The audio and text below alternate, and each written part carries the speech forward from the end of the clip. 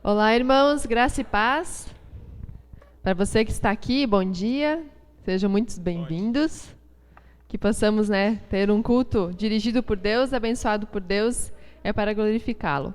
E você que está em casa, boa noite. Que você possa também ter um culto abençoado. Lembre-se, é o teu louvor ao nosso Deus. Então dê o seu melhor. Vamos ficar de pé? Vamos começar louvando ao nosso Deus com esse cântico que ele fala: Jesus, em tua presença, reunimos-nos aqui. E lá em Filipenses, o capítulo 2, os versos 1 e 2 fala o seguinte: por estarmos unidos com Cristo, vocês são fortes. O amor dele os anima e vocês participam do Espírito de Deus. E também são bondosos e misericordiosos uns com os outros. Então, peço que me deem a grande satisfação de viver em harmonia, tendo o mesmo amor e sendo unidos dialmente. Amém, Como a Luana disse, amém, que possamos realmente obedecer esses versículos, que possamos viver isso, unidos em alma e mente. Vamos louvá-lo então.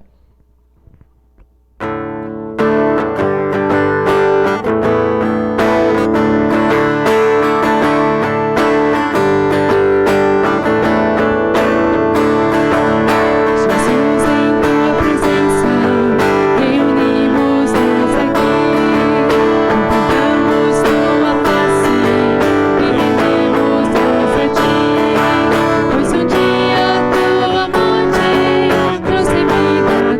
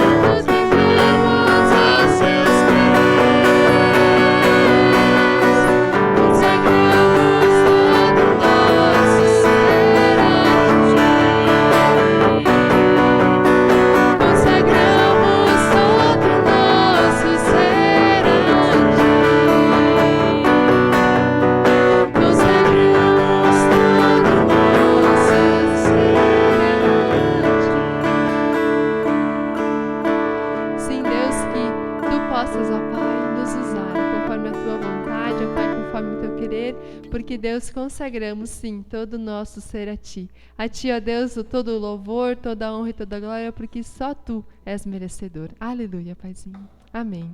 Pode sentar os irmãos. Vamos agora estar assistindo um vídeo.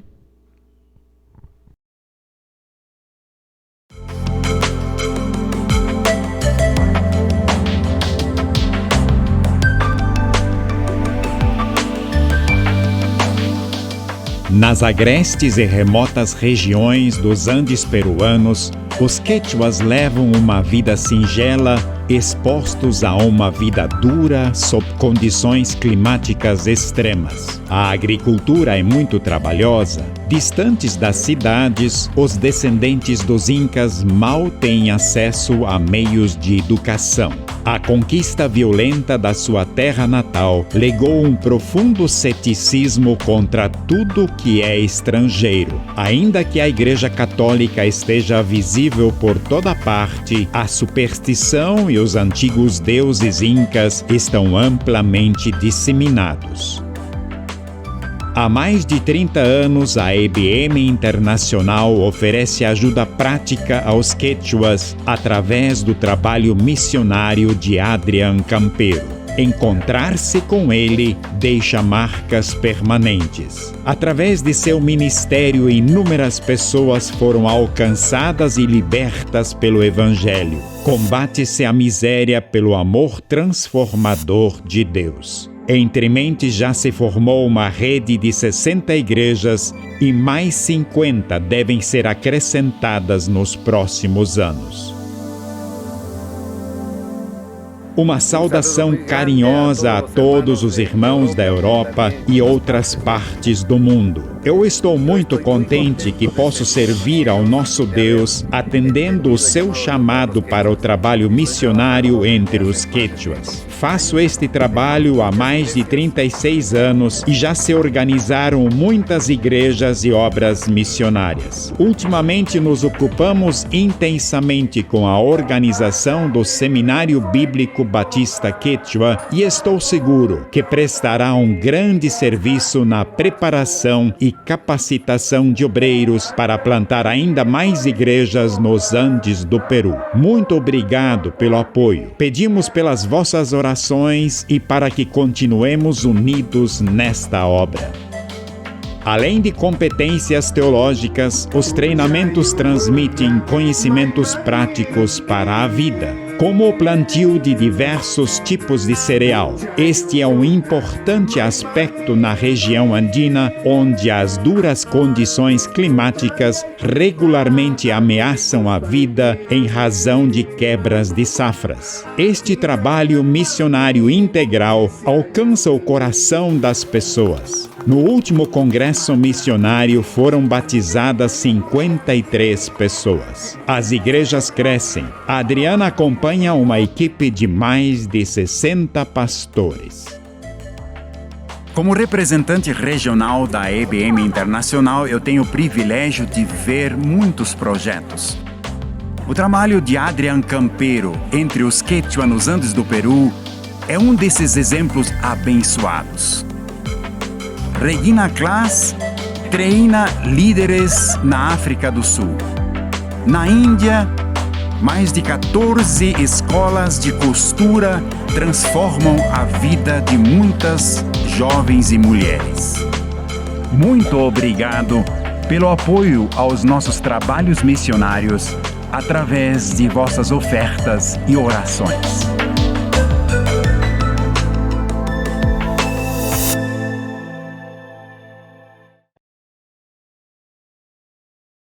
Que bom que podemos acompanhar o trabalho que é feito lá do outro lado do mundo, os povos quechuas, né, que possamos estar orando por eles também no nosso dia a dia, para que o Adrian, né, que é o missionário, que Deus continue usando ele poderosamente. 36 anos, né, pelo que eu vi no vídeo ali, falava que ele está trabalhando com esse povo. E que mais pessoas possam se levantar, né, que mais pessoas possam ser salvas através do seu testemunho, através do seu exemplo, né? Então vamos estar orando como servos de Deus, como seus irmãos, e mais que isso também, a gente pode estar contribuindo Então, assim, é importante a gente contribuir para missões. Nós possamos orar e pedir para que Deus nos dê um valor que possamos estar doando. Porque a gente vê através dos vídeos, né, como é importante a nossa oração, mais que tudo, e a nossa doação. Obrigado a Deus porque o Senhor levanta pessoas, ó Paizinho. Obrigada porque a Tua palavra, Deus, ela é viva, ela é eficaz. E ela penetra, ó Pai, no nosso coração, ela transforma, ó Pai, a nossa vida. Obrigada porque há pessoas que levam o Teu amor, pelo Teu plano de amor, pelo Teu plano de Jesus morrer em nosso lugar. Obrigada porque a Tua graça um dia nos alcançou e a gente pode celebrar o Teu nome, ó Paizinho.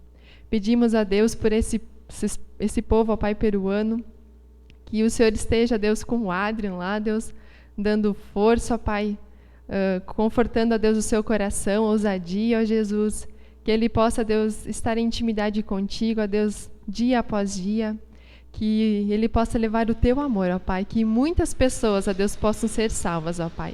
E clamamos, ó Deus, para que o Senhor levante mais missionários, ó Pai, para estes povos, para alcançar estes povos, ó Paizinho. Nós, ó Deus, como servos, ó Deus, queremos estar intercedendo, ó Paizinho, pela vida deles. E também, ó Deus, queremos estar doando, ó Pai, fazendo, ó Paizinho, a nossa parte, ó Pai. Fala conosco, ó Pai, nos incomoda, ó Paizinho, para que possamos estar agindo assim, ó Deus. E te louvamos mais uma vez, ó Deus, porque o Senhor está lá com eles. Mais uma vez te louvamos porque o teu amor está sendo levado a todos os povos deste mundo. No nome de Jesus. Amém, Deus. Vamos ficar de pé mais uma vez para continuar celebrando o nosso Deus. E essa música fala, né? Tua graça me alcançou. Para ti quero viver e compartilhar do teu grande amor. Se eu não for, quem irá? Se eu não estender a mão, quem o fará? Que esperança esse mundo tem se não é pelo nosso Jesus? Então que possamos fazer a nossa parte.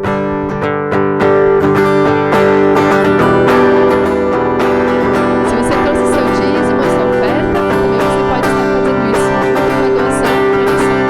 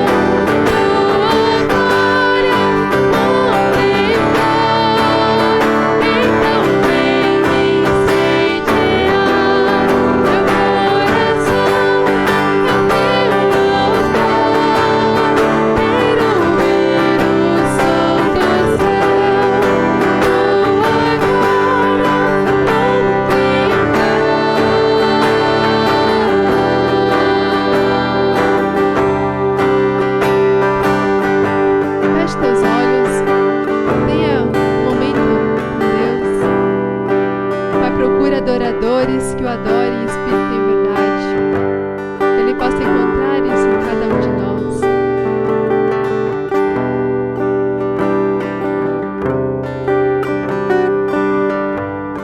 Obrigado, ó Pai, porque o Espírito Santo, Ele habita em nós.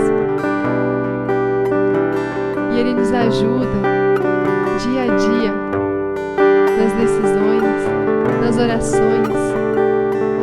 Tão humanos e falhos somos, mas obrigada pelo Teu amor que um dia nos alcançou, pela Tua graça, pelo Teu amor que nos constrange dia após dia. Que a Tua palavra, Deus, possa falar conosco agora, Deus. Usa, Senhor, a vida do pastor, Teu servo, Paizinho. Que possamos Te glorificar, ó Pai, com a nossa conduta. Essa é a nossa oração, Pai, ensina-nos. Em nome de Jesus. Amém. Amém. Pode sentar. Cuide do pastor.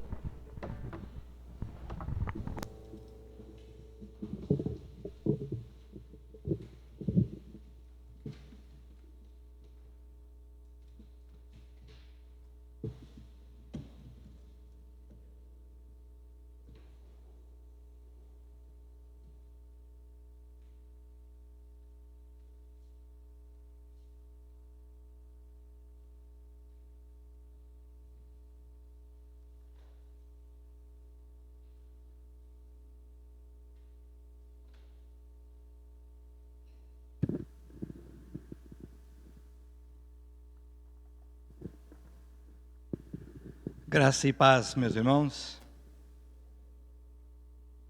Que bom podermos mais uma vez, como povo de Deus, como igreja, estar reunidos, alguns aqui presencialmente e outros assistindo em casa.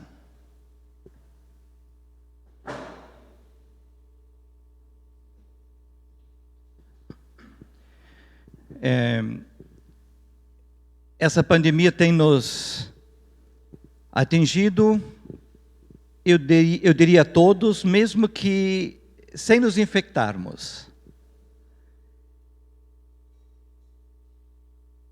Quantas limitações nós temos enfrentado, quantas situações difíceis que nós não estávamos acostumados. E como igreja, muitas vezes nós nos perguntamos: o que Deus quer nos ensinar com isso?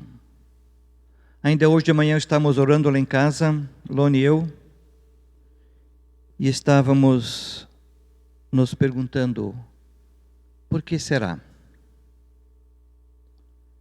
Fazendo nossa hora devocional, nós vemos situações difíceis que no passado, nos tempos bíblicos, têm passado, crises, fome. E no texto bíblico lido eram 7 anos de fome, e a Lone perguntou: por que 7 anos? A gente está ali há 1 ano, já não aguenta mais. E ainda não tem fome, né? Mas eram 7 anos de fome, de crise, que atingiu todo o povo. E nós muitas vezes também nos afligimos quando as coisas fogem da rotina, fogem do normal, fogem daquilo que estávamos acostumados a fazer e que gostaríamos que fosse. E por isso, nós muitas vezes quase que nos desesperamos, nós perguntamos para Deus: mas por que, Senhor? O que o Senhor quer nos ensinar com isso? E quando nós olhamos para o povo de Deus, nós vemos que há 2 reações diferentes, que eu já tenho mencionado outro dia: aqueles que realmente se voltam para Deus com mais intensidade nessa hora, e há outros que parece que esfriam na fé. Quando na verdade todos nós precisamos de Jesus. Uns mais conscientes, outros menos. E o nosso texto de hoje vai falar sobre superando os obstáculos para alcançar a bênção. Quantas vezes nós sonhamos com uma bênção? Ah, se eu conseguisse receber isso. Ah, se eu conseguisse receber aquilo. Ah, se Deus me desse isso. Muitas vezes nós oramos, às vezes até pensamos que eu oro agora e logo em seguida Deus respondeu. Eu mencionei há pouco o texto bíblico onde Deus demorou 7 anos para responder. E nós que pensávamos que a pandemia ia passar em 2 semanas, já faz mais de 1 ano que estamos aí. E qual a previsão de terminar? E os nossos sonhos para onde foram? As bênçãos que esperávamos, talvez o ano inteiro passado, não vieram. Talvez as adiamos para este ano, será que virão?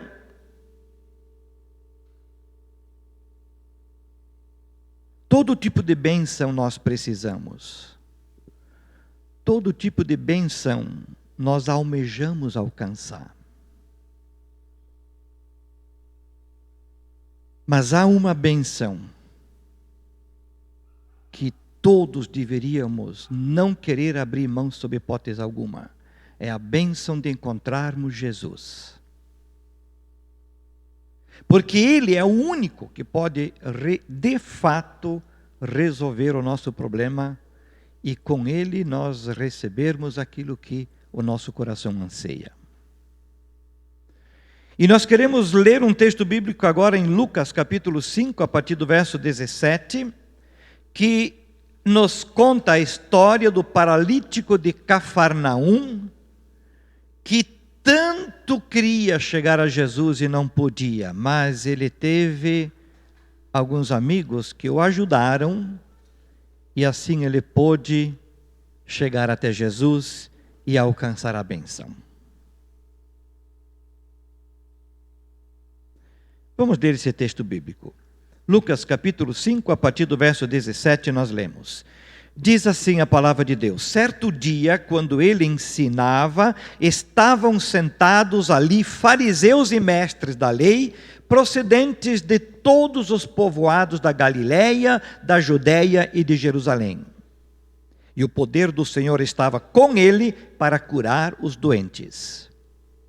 Vieram alguns homens trazendo um paralítico numa maca e tentaram fazê-lo entrar na casa para colocá-lo diante de Jesus. Não conseguindo fazer isso por causa da multidão, subiram ao terraço e o baixaram em uma maca através de uma abertura até o meio da multidão, bem em frente de Jesus.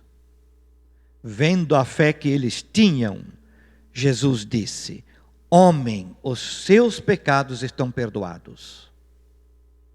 Os fariseus e os mestres da lei começaram a pensar: quem é esse que blasfema? Quem pode perdoar pecados a não ser somente Deus? Jesus, sabendo o que eles estavam pensando, perguntou: por que vocês estão pensando assim? Que é mais fácil dizer: os seus pecados estão perdoados? Ou levante-se e ande? Mas para que vocês saibam que o Filho do Homem tem na terra autoridade para perdoar pecados, disse ao paralítico: eu lhe digo, levante-se, pegue a sua maca e vá para casa. Imediatamente ele se levantou na frente de todos, pegou a maca em que estivera deitado e foi para casa louvando a Deus. Todos ficaram atônitos e glorificavam a Deus e cheios de temor diziam: hoje vimos coisas extraordinárias. Esse é um texto muito rico, rico de lições, preciosos ensinamentos que podemos extrair do texto para a nossa vida.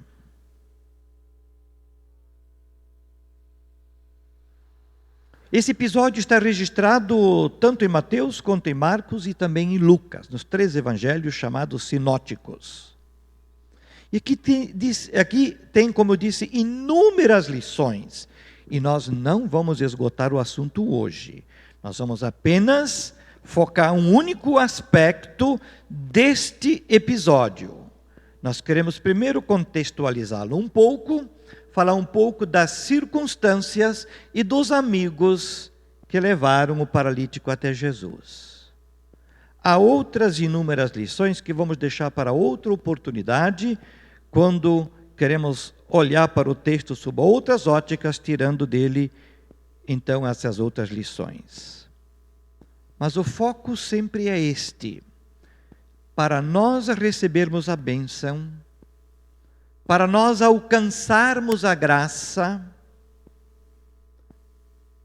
muitas vezes há obstáculos no meio do caminho. E esses obstáculos precisam ser removidos. Alguém precisa fazê-lo.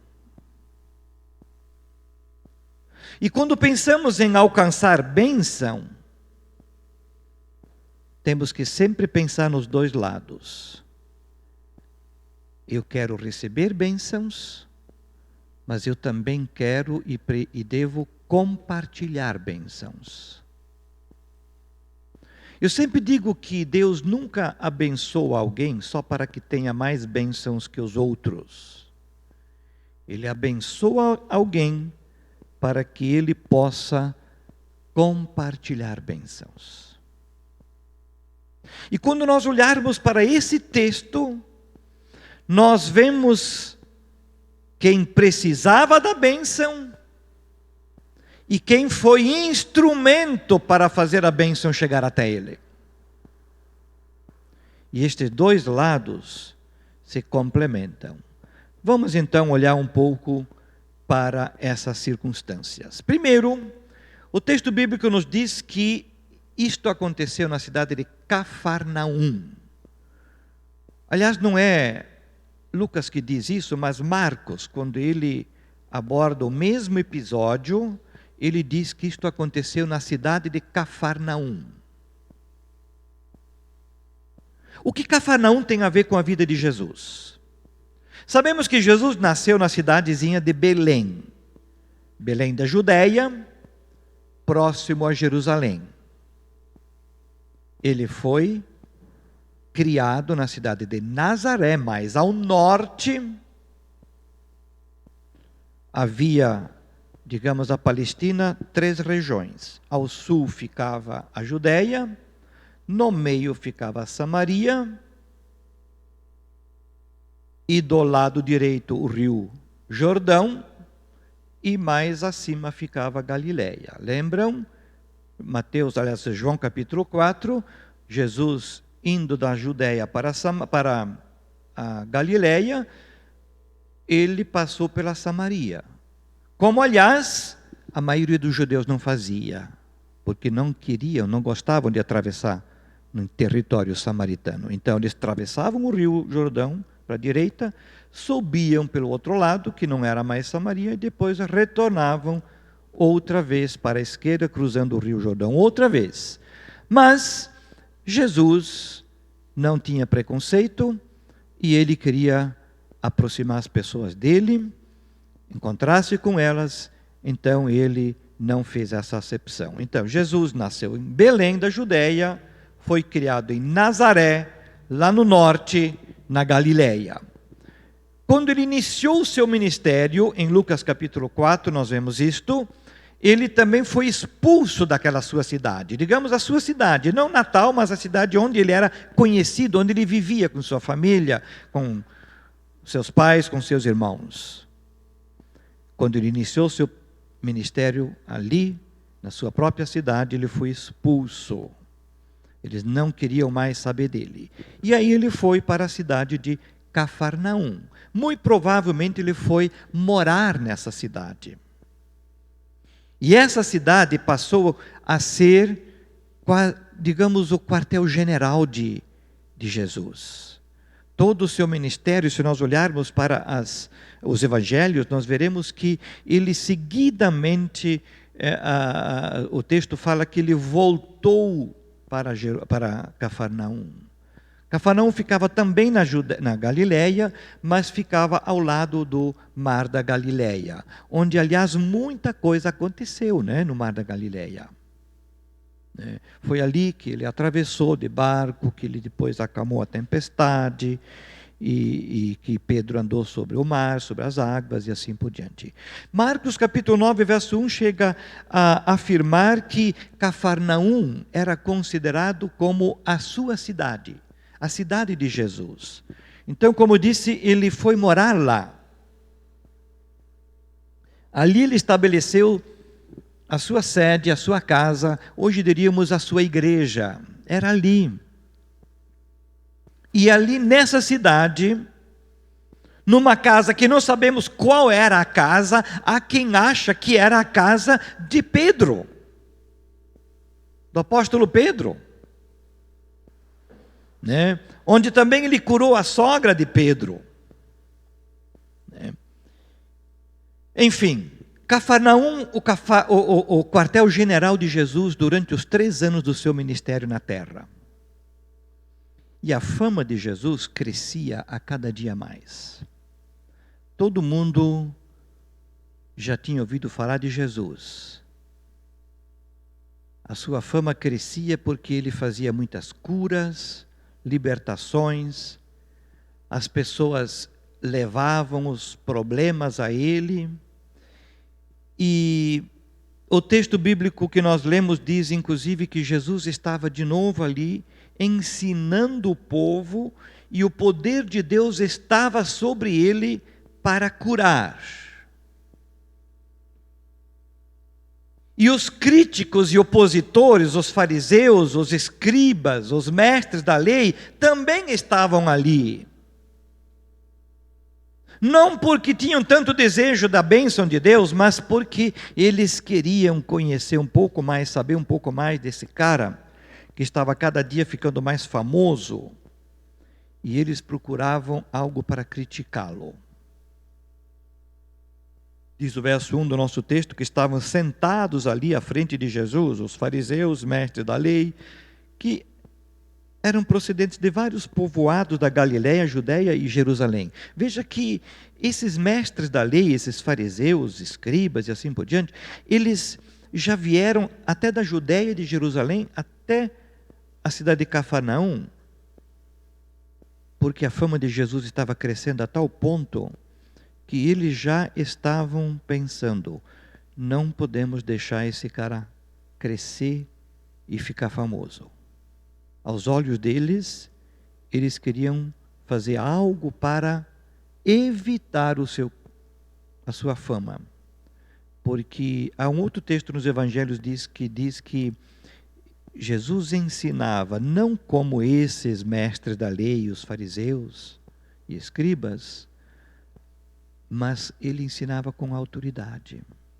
Ou seja, o seu ensino foi diferente e todo mundo via.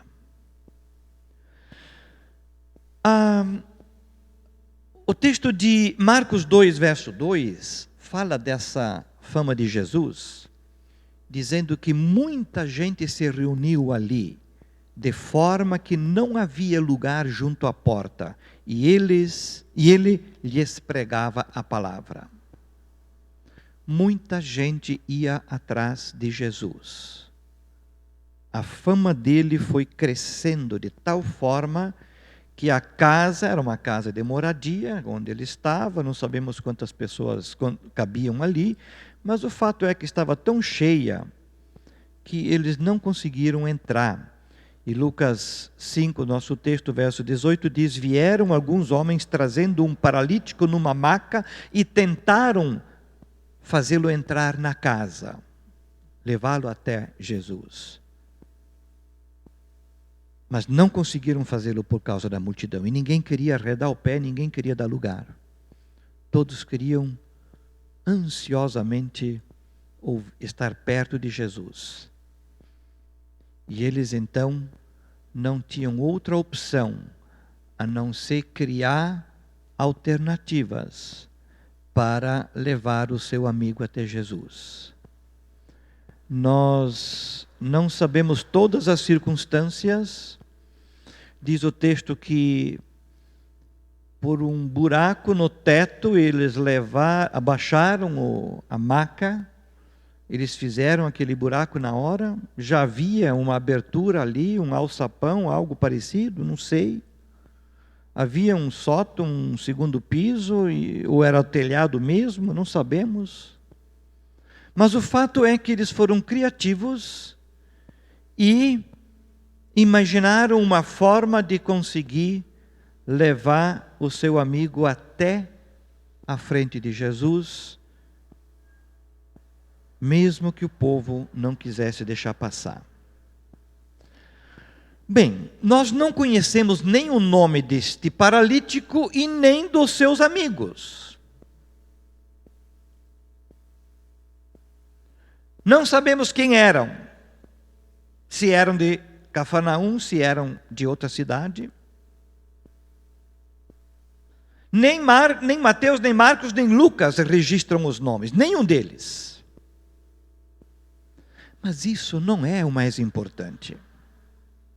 Até porque, quando pensamos em Deus, na obra de Deus, o importante não é quem faz. Não é que ele precisa receber honra. O mérito não está nele. O mérito está em Jesus. Por exemplo, o mais importante não é quem é que foi curado,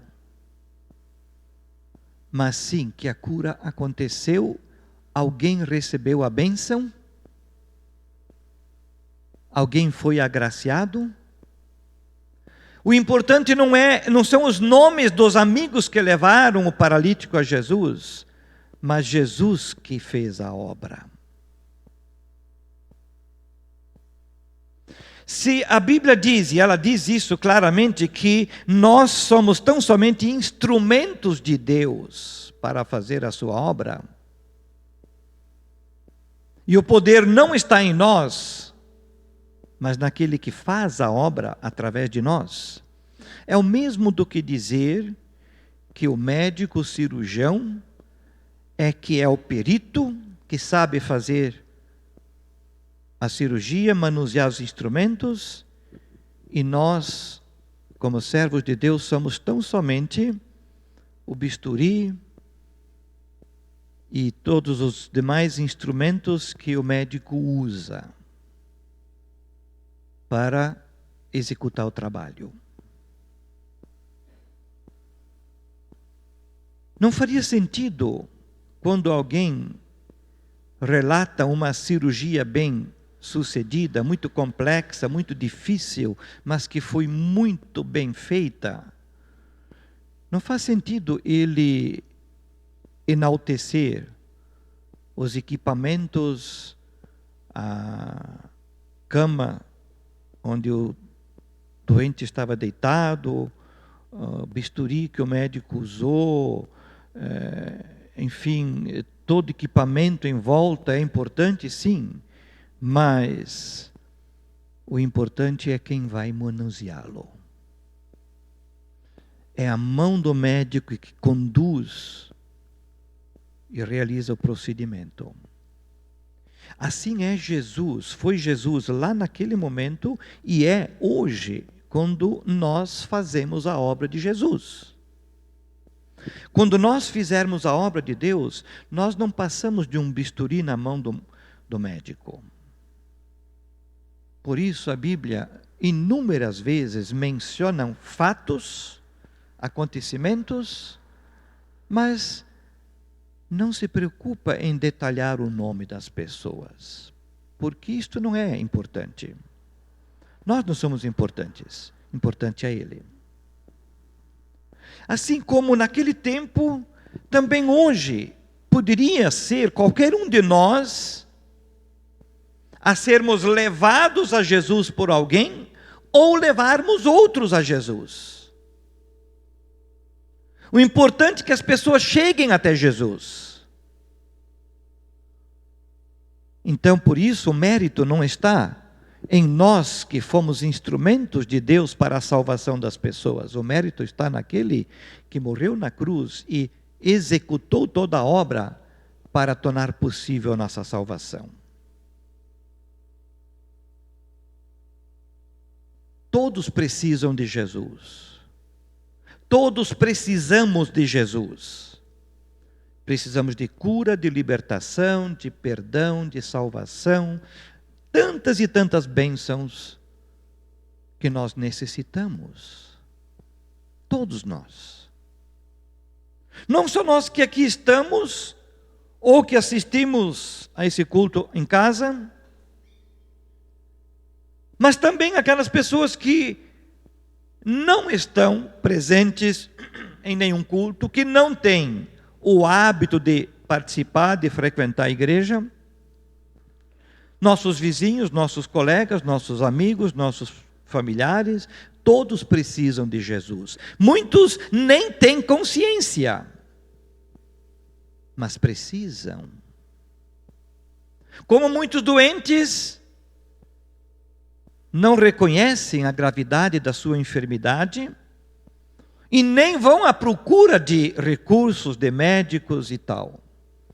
Mas eles precisam. Assim também hoje muitas pessoas não têm consciência de quanto precisam de Jesus. E muitos só se lembram dele quando estão realmente no fim da linha, quando já não tem mais aonde recorrer. Aí se lembram de Jesus, e para muitos já é tarde. Mas que nós sejamos instrumentos de Deus para levar pessoas a Jesus, para que elas encontrem o caminho até Jesus, e que nós não sejamos empecilho, obstáculos, como talvez aquele povo, aquela multidão foi naquele dia, que só eram de forma egoísta, estavam só pensando em si mesmos. Não estava nem aí com alguém que precisava de Jesus mais do que eles.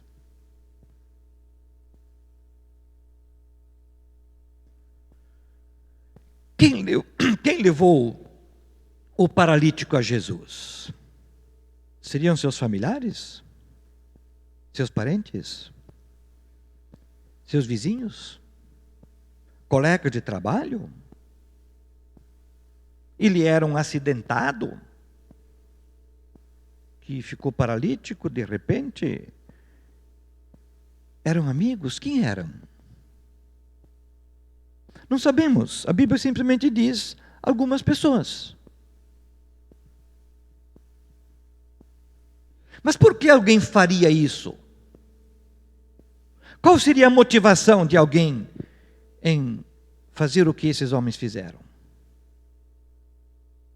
Se fossem familiares, parentes, a motivação seria o parentesco. Unidos pelo sangue, se preocupam uns com os outros. Isso é natural acontecer.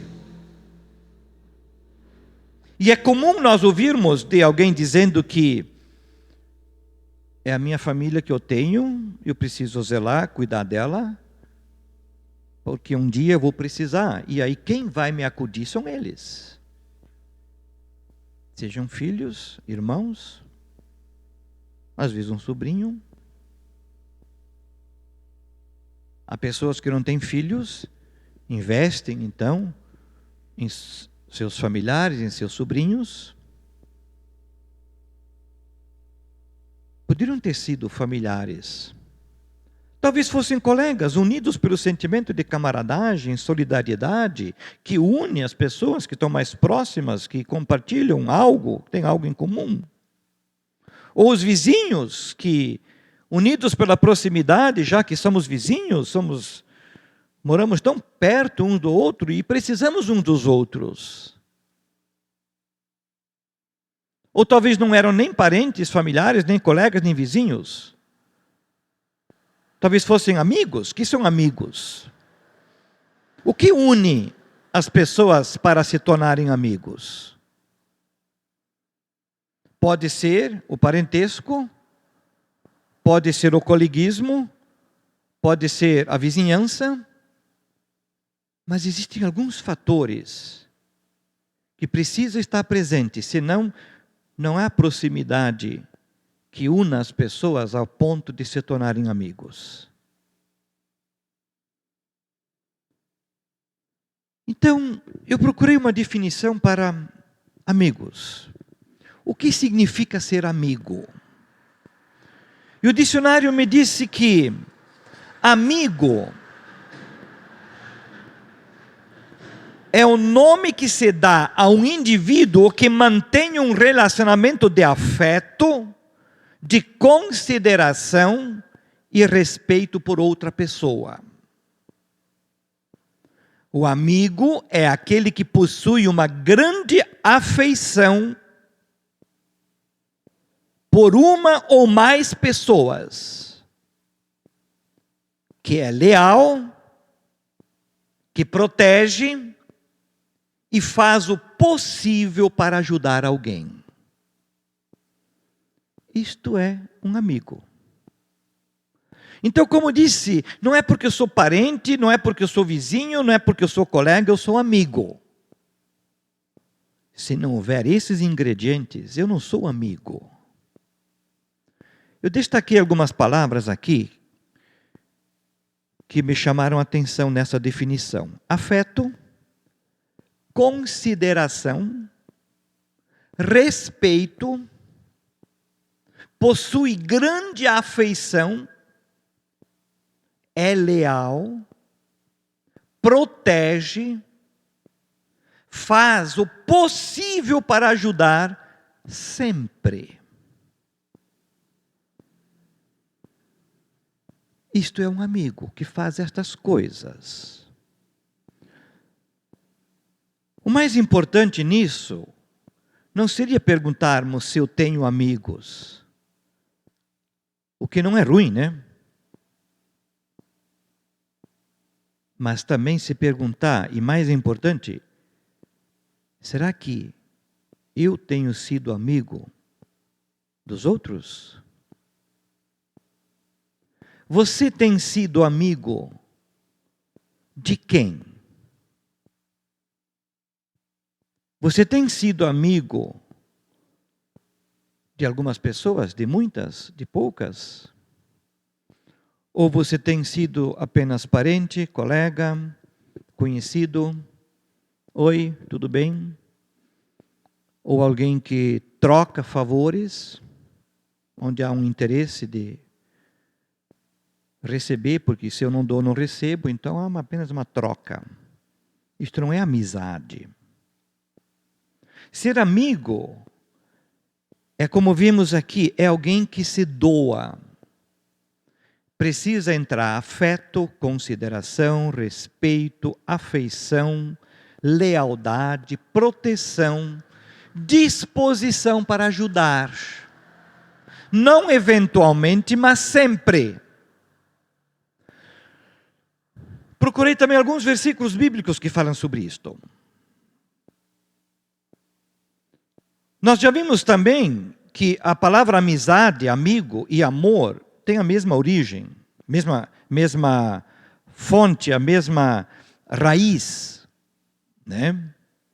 Então, amizade tem tudo a ver com amor, né?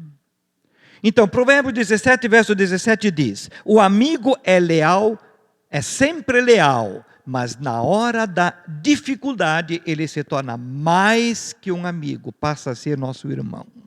Lembra que eu falei antes que há pessoas que dizem: eu preciso cuidar, preciso zelar, preciso investir na minha família, porque eu sei que na hora H que eu preciso é com eles que eu posso contar. E esse texto aqui diz que o amigo que é amigo de verdade se torna mais do que um amigo, se torna como um irmão, alguém com quem eu realmente posso contar. E João 15, 12 e 13 diz: eu lhes ordeno que se amem uns aos outros como eu amo a vocês.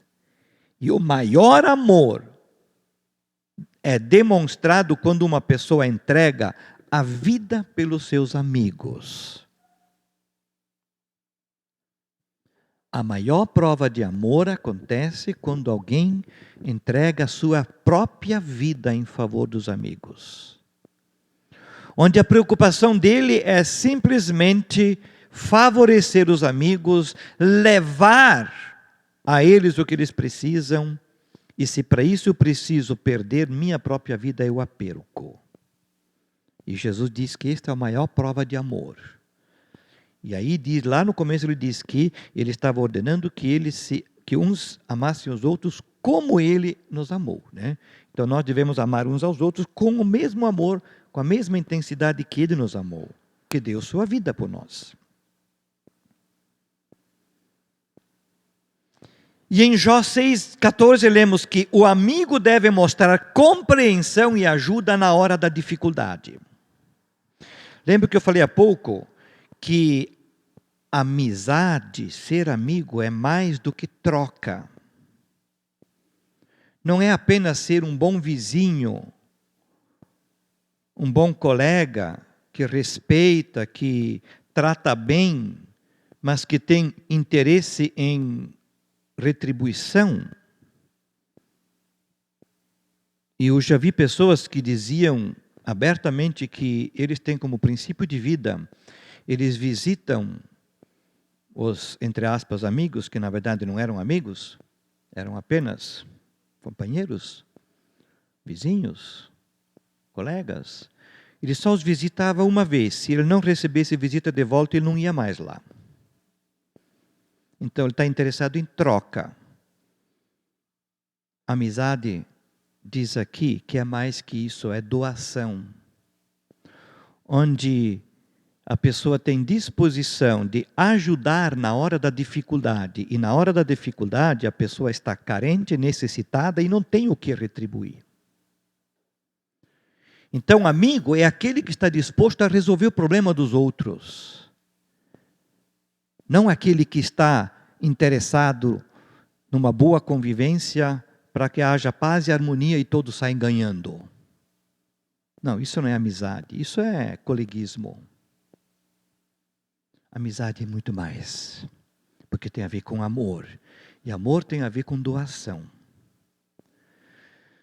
Por isso que nós vemos aqui, os amigos do paralítico, eles conheciam a fama e o poder de Jesus. Eles sabiam que Jesus é o cara. Eles sabiam que Ele é o Todo-Poderoso. E eles criam que Jesus poderia curar o seu amigo. Que ele precisava de uma bênção e que ele, Jesus, tinha essa bênção. Eles criam nesse poder. Mas eles também tomaram a iniciativa de levar o amigo até Jesus. Vamos parar um pouco e pensar em nós hoje. Você conhece a fama de Jesus? Conhece o poder de Jesus? Sabe que Ele é o cara? Sabe, né? Você crê que Ele tem o poder para resolver o problema dos seus amigos? Dos seus colegas, dos seus familiares, dos seus vizinhos? Sim. Tem, né? Tem o poder, crer realmente que Jesus tem poder para resolver, para salvar, que todos precisam de salvação. E quando nós olhamos para o desfecho dessa história, nós vemos que o paralítico foi em busca de uma bênção e recebeu duas. Ele queria apenas a cura física e recebeu também a salvação. Agora, você tem tido também a iniciativa de levar os seus amigos a Jesus? Assim como eles tomaram a iniciativa, eles sabiam que Jesus era o cara que tinha a resposta, tinham ali o amigo que precisava, e eles fizeram a ponte. Tomaram a iniciativa para fazer o que Jesus não faria, porque ele estava por ali, mas não estava aqui. O paralítico não podia ir até Jesus, mas eles podiam levá-lo. Mas, em quarto lugar, eles encontraram inúmeros obstáculos pelo caminho. Levar o amigo a Jesus não foi nada fácil. Eles tiveram iniciativa e também tiveram a disposição disposição de enfrentar todos os obstáculos necessários para levar o amigo até Jesus. Ora, você conhece a fama de Jesus, sabe que ele é o cara e crê que ele tem o poder para ajudar. Ele é a resposta, ele pode salvar. Você tem tomado a iniciativa, feito alguma coisa para que seus amigos cheguem a Jesus. Ok. Isso é comum, normal. Eu acho que o problema maior é no pontos 4 e 5 aqui. Os obstáculos aumentam à medida em que nós chegarmos mais perto do alvo. Será que estamos dispostos a enfrentar os obstáculos, a desafiá-los? Será que somos criativos como estes homens foram? Ousados, corajosos para enfrentar os obstáculos, driblar as dificuldades e chegar ao nosso objetivo? Terminando, nós podíamos nos perguntar: Jesus é seu amigo ou você é amigo de Jesus? É uma boa dobradinha, né? Jesus é meu amigo. Ok, que bom, ele é o amigo. A pergunta mais importante não é se ele é meu amigo, não, porque ele é. A questão é será que eu sou amigo de Jesus?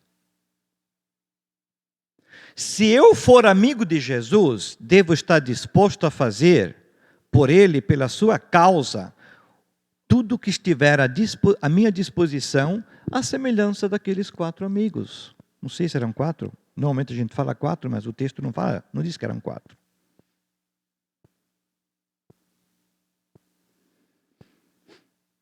Então, você é amigo de Jesus? O quanto você está disposto a enfrentar os obstáculos, a encarar os desafios para fazer crescer o reino de Jesus, de Deus aqui na terra? Ou você vai mais pelo conveniente, pelo conforto, pelo mais fácil? E quando as dificuldades vêm, você desiste? A mesma pergunta podemos fazer então: você tem amigos? E a outra, de quem você é amigo de fato? É bom termos amigos, pessoas com quem podemos contar, pessoas que não vão nos rejeitar, que não vão nos cobrar, que não vão fazer as contas se ainda estamos devendo algo para eles ou não, mas que estão dispostos a se doar para nos abençoar. Isso é muito bom. Mas a pergunta-chave aqui: será que eu tenho sido amigo suficiente para realmente estar disposto a enfrentar os desafios necessários para que outros que eu chamo de amigos ou se tornem meus amigos, para levá-los até Jesus? Para eles também alcançarem a bênção? Ou apenas estou preocupado em receber a bênção? Se aqueles amigos do paralítico estivessem de forma egoísta pensando apenas em sua própria bênção, eles não iam correr o risco de fazer tudo o que fizeram. Não iam se dar o trabalho de fazer tudo o que fizeram. Eles iam tão somente sozinhos lá ouvir o discurso de Jesus e buscar a bênção. Mas eles foram buscar a bênção para o outro. E por isso eles estavam dispostos a enfrentar o que fosse necessário para alcançar a bênção para o amigo. Você está disposto? Você tem feito o quê para que a bênção chegue até as pessoas que precisam dela? Aos seus queridos, sejam parentes, familiares, sejam vizinhos, colegas de trabalho. Você está disposto a transformar essas pessoas em verdadeiros amigos? em ser verdadeiramente amigo para eles? Porque as bênçãos de Deus estão por aí, estão à disposição. Mas precisamos ir até lá. E para alcançá-los, muitos obstáculos vamos encontrar pelo caminho. Muita oposição, muita indiferença, muito egoísmo, muita gente pensando apenas em si mesmo, ignorando os que realmente precisam. E dessa forma nós podemos ser usados pelo Senhor. Pense nisso. E procure nessa semana cumprir uma tarefa. Qual a tarefa? Seja amigo de fato na vida de alguém. Seja amigo de verdade, disposto a enfrentar os desafios para levar essas pessoas, os seus amigos, até Jesus, para que eles tenham acesso à bênção. Bênção essa que talvez eles nem tenham consciência. Orar por eles, orar de fato, de verdade, estar disposto a talvez levantar de madrugada para orar por eles, para que o poder de Deus se manifeste na vida deles, que Deus dobre o coração deles, dê-lhes sensibilidade, abra-lhes o entendimento para que compreendam o que precisam, focar a vida em muito mais do que apenas nas coisas materiais, nas coisas da saúde física, mas também espiritual. Quantas pessoas só pensam, como disse lá no começo, só no físico, só no material, só nas coisas deste mundo? Nem tem consciência que precisam mais. O paralítico também queria apenas a cura. Mas ele precisava mais do que a cura, precisou da libertação do pecado, o perdão dos pecados. E voltou com as duas bênçãos. Nós também devemos ser amigos na vida das pessoas, para que elas encontrem as duas bênçãos. E não apenas a passageira. Porque se alguém recebe a cura de uma doença, ele vai morrer um dia de novo. Vai morrer igual. Mas se ele for salvo, aí sim ele estará no céu ou no inferno. Que Deus nos ajude. Vamos orar. Pai de amor, eu quero te louvar e agradecer porque nós vemos neste episódio que Jesus Cristo, aquele que é a verdadeira resposta, a solução, o doador da bênção, está acessível a nós e aos nossos queridos.